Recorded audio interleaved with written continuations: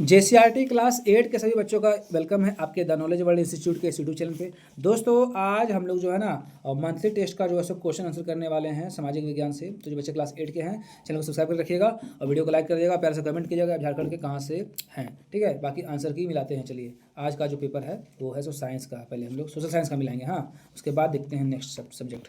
चलिए देखते हैं इसका आंसर क्या है। सबसे पहला सवाल है कि झारखंड में कितनी प्रतिशत आबादी अनुसूचित जातियों की है? 22%, 32%, 26% और 23%। 32 नहीं होगा, 26 होगा, ठीक है। यानी कि 26% जो है सो हमारा आबादी है सो अनुसूचित जनजाति का है। नेक्स्ट सवाल जो है वो है सामाजिक न्याय के लिए क्या आवश्यक है? निष्पक्षता, शिक्षा, भारतीयता और जागरूकता। इसका मतलब यहाँ पर निष्पक्षता हो जाएगा, ऑप्शन नंबर ए, ठीक है। ऑप्शन ए कर लेंगे।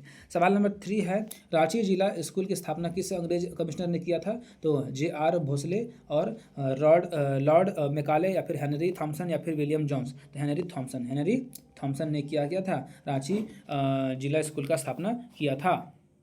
नेक्स्ट सवाल है कि शांति निकेतन का स्थापना किसने किया था? तो मेकाले नहीं होगा, महात्मा गांधी नहीं होगा, मदन मोहन मालवीय नहीं होगा, रविन्द्रनाथ टैगोर हो जाएगा, ऑप्शन नंबर डी, ठीक है। चलो सवाल नंबर 4 का आंसर हो गया। सवाल नंबर 5 चलते हैं कि मेरठ और दिल्ली में सिपाही विद्रोह कब हुआ था? तो आपका आंसर हो जाएगा 1857। कब होगा? 1857 होगा राइट आंसर। चलिए सवाल हमारा जो है सो 5 हो गया। छठा क्वेश्चन करते हैं हम लोग। सवाल नंबर 6 का आंसर क्या हो जाएगा? देखिए पहले सवाल पढ़िए क्या है। बोला जा रहा है कि संविधान के किस अनुच्छेद में वर्णित है कि भारत के किसी नागरिक के साथ धर्म, जाति और लिंग या जन्म आधार जो होगा वो भेदभाव नहीं किया जा सकता? तो देखिए उसका आंसर एकमात्र हो जाएगा अनुच्छेद 15। क्या हो जाएगा? अनुच्छेद 15। यानी कि भारतीय संविधान का अनुच्छेद 15 में यह सुनिश्चित करता है कि किसी भी नागरिक के साथ धर्म, जाति, लिंग और जन्म के स्थान पर या फिर उसके आधार पर मतलब भेदभाव नहीं किया जा सके। मतलब इस क्वेश्चन को खाली उतार देना है, खाली किस अनुच्छेद को क्या कर देना है, लेकिन अनुच्छेद 15 क्या कर देना, संविधान के अनुच्छेद 15 में ये पूरा लिख देना, हो गया आंसर, ठीक है। चलो सवाल नंबर 6 हो गया। 7 पर चलते हैं। खाली अनुच्छेद 15 डालेगा आंसर हो जाएगा। 7वां सवाल क्या है कि चार्ल्स वुड के भारतीय शिक्षा के लिए भेजे गए नीति पत्र को किस नाम से जाना जाता है? तो इसे वुड डिस्पैच कहा जाता है। क्या कहता है? Wood dispatch. इसका अर्थ क्या होता है कि आधुनिक शिक्षा, है ना। 1854 में जारी किया गया था। इसे भारत में आधुनिक शिक्षा के रूप में जो सो लाया गया था, ठीक है। ये आधुनिक शिक्षा का रूपरेखा था, वुड डिस्पैच। सवाल नंबर 7 का आंसर।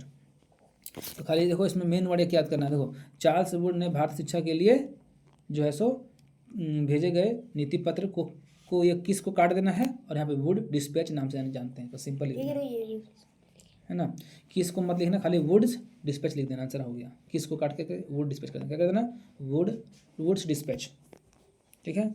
चलो सवाल नंबर हमारा 7वां हो गया। चलते हैं 8वां।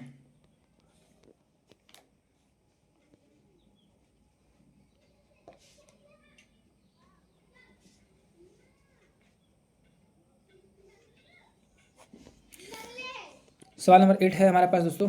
क्या हो गया? सवाल नंबर 8 है, देखिए क्या लिखा हुआ है कि समानता से आप क्या समझते हैं और राजनीतिक समानता क्या है? समानता का अर्थ जो होता है समझिएगा, सभी व्यक्तियों को समान अधिकार और अवसर मिलना, किसी के साथ भेदभाव नहीं करना, किस पर? जाति पर, धर्म पर और लिंग पर, है ना। यही क्या हो गया? समानता। सिंपल वर्ड में समानता का अर्थ क्या होता है? किसी के साथ भेदभाव नहीं करना, ठीक है ना। अगला सवाल देख रहे हैं, इसमें ये बोला कि राजनीतिक समानता क्या है। देखो यहाँ पढ़ते हैं कि सभी नागरिकों को समान राजनीतिक अधिकार प्राप्त होता है, जैसे मतदान करने का अधिकार, मतलब वोट डालने का अधिकार, चुनाव लड़ने का अधिकार, यानी कि ये इलेक्शन लड़ने का अधिकार, है ना। सरकारी पद पर नियुक्त करने का जो होता है समान अवसर, मतलब सरकारी नौकरी सबको लेने का अधिकार। इस प्रकार से जो है समान अधिकार है।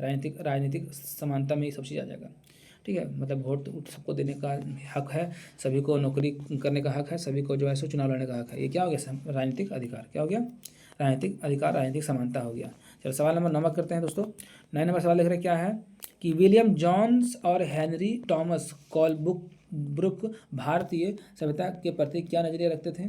तो पढ़ते हैं यहाँ से, देखिए विलियम जॉन्स और हेनरी टॉमस कोलब्रुक दोनों, है ना, ब्रिटिश विद्वान और ओरिएंटलिस्ट थे, है ना। उन्होंने भारतीय संस्कृति, परंपरा, भाषा का गहरा अध्ययन किया।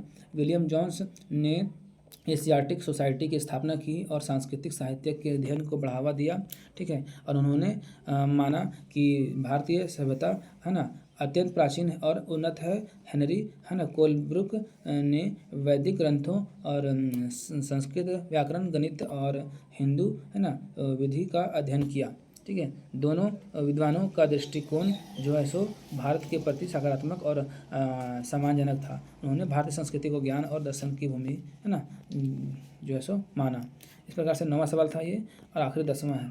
देखिए 10 नंबर सवाल क्या लिख रहा है कि आदिवासी जनजाति के लोग जो है ना जीविकोपार्जन मतलब जीवन जीने के लिए मतलब प्रमुख जंगल का कौन सा साधन जो है सो मतलब लोग यूज करते हैं, कैसे करते हैं। तो देखो यहाँ लिखा हुआ है, वे जंगल में क्या करते हैं, लकड़ी, फल, जड़ी बूटी, शहद, गोंद आदि प्राप्त करते थे, है ना। शिकार करते थे, मछली पकड़ते थे, उनका मुख्य भोजन था। ऐसा पहले झूम खेती करते थे उन लोग, है ना।